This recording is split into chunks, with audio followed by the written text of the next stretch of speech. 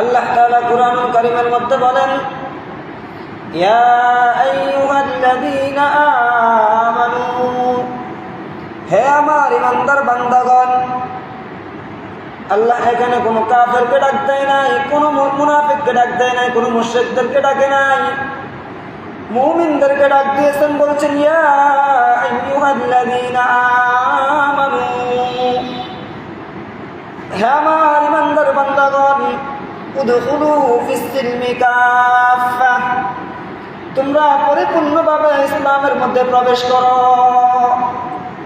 মুমিনদেরকে ডাক দিয়ে বললেন, ও আমার ইমানদার বান্দাগণ, তোমরা পরিপূর্ণভাবে ইসলামের মধ্যে প্রবেশ করো। তাহলে বুঝা গেল, শুধু মুসলমান দাবি করলে আমি মুসলমান হতে পারবো না, শুধু ইমানদার দাবি করলে আমি ইমানদার হতে পারবো না।